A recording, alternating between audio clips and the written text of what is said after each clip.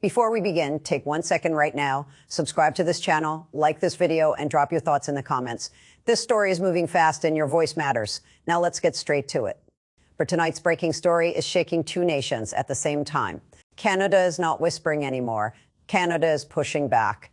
After strong trade threats from current U.S. President Donald Trump, and after shocking words about Canada becoming the 51st state, something powerful has started north of the border. A boycott. A wave of national pride, a surge of unity that many people did not see coming. This is not small talk between leaders. This is not normal politics. This is personal for millions of Canadians. President Trump warned Canada during trade talks. He made it clear that the United States could use its economic power to pressure Canada. Tariffs were mentioned, tough measures were discussed, and then came the comment that lit the fire, calling Canada the potential 51st state. For many Americans, it may have sounded like political talk, but in Canada, it hit differently. Canadians heard something else. They heard disrespect. They heard a challenge to their independence. They heard a threat to their identity. And the reaction was immediate. Across Canadian cities, social media exploded. Radio shows filled with angry callers. Community leaders spoke out. Hashtags calling for boycotts of certain American goods began to trend. Buy Canadian became more than a slogan. It became a movement. This is not just about trade numbers. This is about pride. Canada and the United States have one of the closest relationships in the world. They share the longest peaceful border on Earth. They are major trade partners. Families live on both sides. Businesses depend on each other. But when words suggest that one country could simply become part of another, that touches something deeper. And now the temperature between these neighbors is rising. Let's be clear about what started this storm. President Trump has taken a hard line on trade. He has said many times that America must come first. He argues that trade deals must benefit American workers above all else. And in recent talks, Canada was directly in his sights. He accused Canada of unfair trade practices. He pointed to industries like dairy and energy. He warned that if Canada does not adjust, tariffs could follow. Tariffs mean higher costs. Higher costs mean pressure. And pressure means pain for businesses and families on both sides of the border. But it was not only the economic threats that made headlines. It was the tone. When the 51st state remark surfaced, even if some supporters called it a joke or strategy, many Canadians did not laugh. Canadian leaders quickly responded. They stressed that Canada is a sovereign nation. They reminded the world that Canada has its own government, its own laws, its own culture, and its own identity. Across political lines in Canada, something rare happened. Unity. Liberals, conservatives, everyday citizens. They may disagree on many things, but on this issue, many stood together. Stores began highlighting Canadian-made products. Small business owners urged customers to support local goods. Online groups shared lists of alternatives to American brands. The message was simple. If pressure comes from the South, Canada will stand tall in the North. This is nationalism rising, not in anger alone, but in defense of identity. And that is what makes this moment powerful.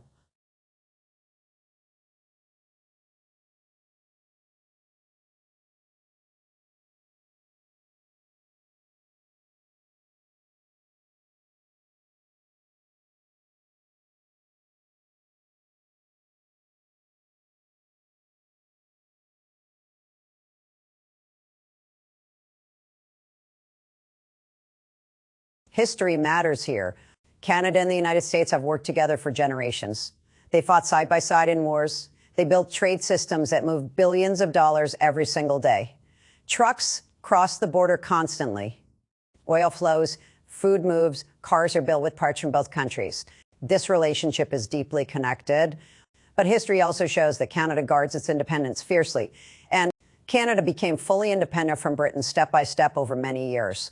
That independence is not taken lightly. The maple leaf flag is not just fabric. It represents a country that chose its own path.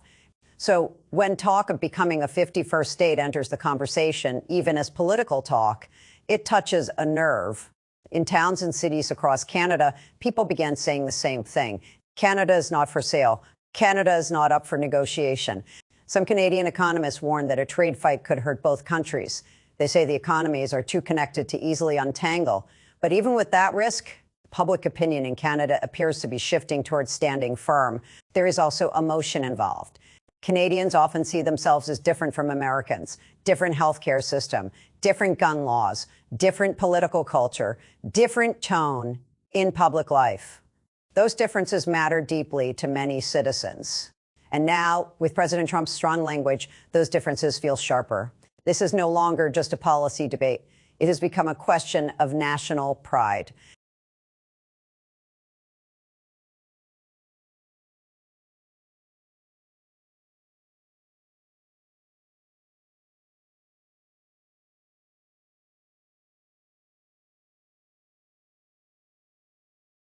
On the American side, supporters of President Trump argue that this is strong leadership. They say he is doing what he promised to protect American workers, renegotiate deals, use America's power to secure better terms. They believe tough talk brings results, and they point out that in past negotiations, pressure did lead to changes. But critics warn that words have consequences. They say calling Canada the 51st state may energize American voters who like bold talk, but it risks damaging trust with a key ally. Trust takes years to build. It can be shaken in seconds. Business leaders in both countries are watching closely. Markets respond to uncertainty. Investors do not like attention between major partners. Some American companies depend heavily on Canadian materials, and some Canadian companies depend on American customers. If tariffs hit, prices rise. When prices rise, families feel it. And that is where this story becomes real for everyday people. It is not only about leaders speaking on stages. It is about grocery bills, gas prices, jobs, retirement savings. The relationship between these two countries touches millions of lives. And right now, that relationship is under strain.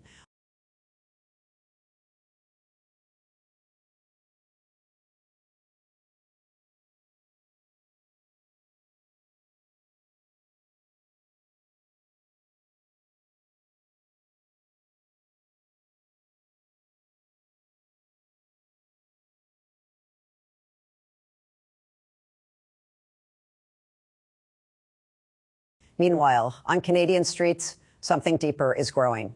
Flags are appearing more often, not in anger alone, but in unity.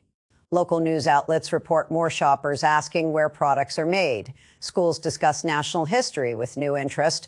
Talk shows debate what it truly means to be Canadian. Nationalism is rising. Not extreme, not violent, but firm. Many Canadians are saying this moment reminds them of who they are: independent, calm, strong in their own way. Political analysts say moments like this can reshape elections. Leaders in Canada may feel pressure to respond strongly. No politician wants to appear weak when national pride is on the line. And President Trump, known for standing his ground, shows no sign of softening his tone. So here we are, two neighbors, deeply connected, economically tied, historically close, but facing a fresh wave of tension sparked by trade threats and powerful words about becoming a 51st state. The question now is simple but heavy. Will this be a short storm of political heat or the start of a deeper shift in how these two nations see each other? This story is far from over.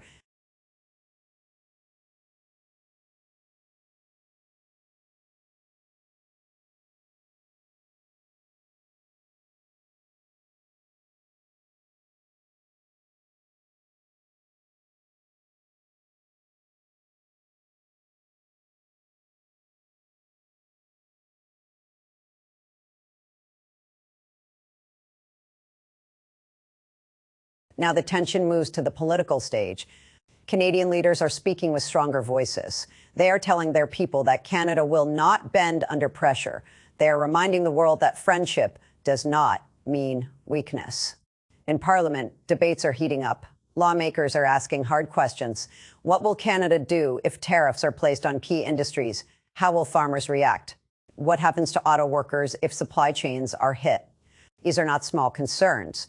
Canada sends a huge amount of goods to the United States every single day: energy, timber, cars, food. If barriers go up, it will not only slow trade, it could slow growth. But something unusual is happening. Even leaders who normally argue with each other are finding common ground. They may disagree on taxes. They may disagree on social policy.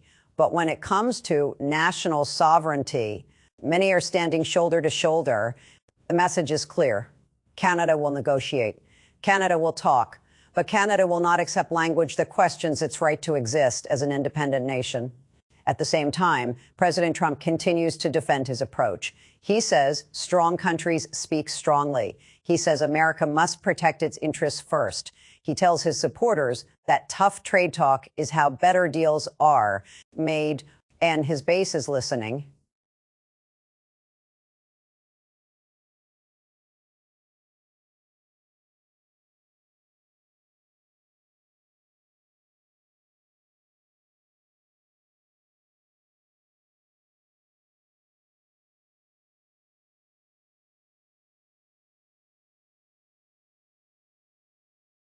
On the streets, regular people are feeling the shifts. In Canadian supermarkets, shoppers are reading labels more carefully. Some are choosing local milk instead of imported brands. Others are sharing lists online of Canadian companies to support. Radio callers say they feel insulted. Some say they feel challenged. Others say this moment has made them more proud to be Canadian than ever before.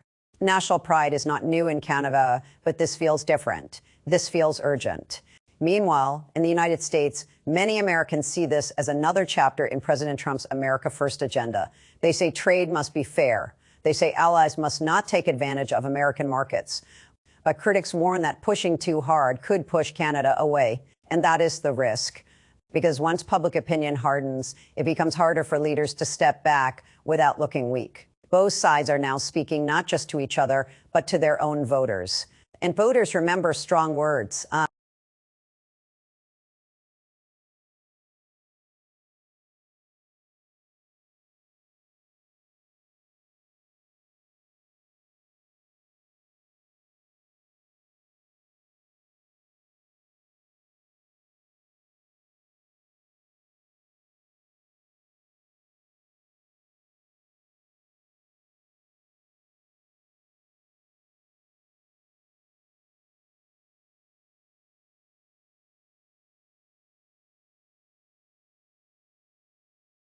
Experts are warning about the long-term impact.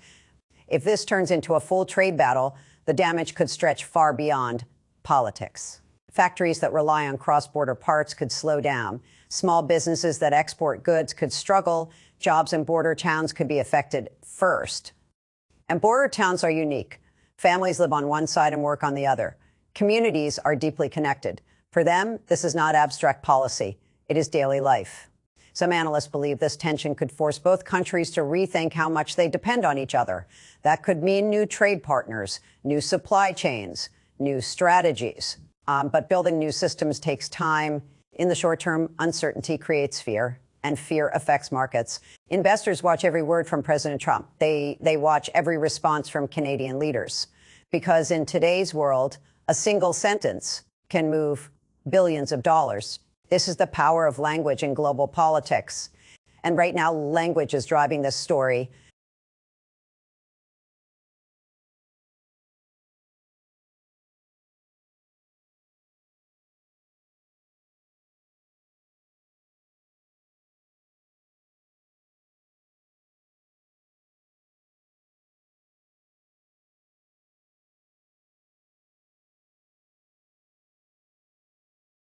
There is also a deeper question behind all of this. What does it mean to be a nation in today's world?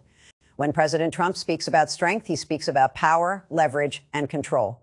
When Canadian leaders respond, they speak about sovereignty, respect, and partnership. And these are two different tones. For many Canadians, the idea of becoming the 51st state is not just unrealistic. It feels like an erasing of history, an erasing of identity. Canada has its own healthcare system, its own social policies, its own way of handling global issues. Many Canadians see these differences as core to who they are. So when that identity feels challenged, even by words, it creates a defensive reaction. Nationalism can rise quietly, it can rise calmly, but once it rises, it shapes elections, policies, and alliances. And that is what makes this moment historic. This may not end with one speech. It may not end with one deal. It may reshape how two of the world's closest neighbors speak to each other for years to come.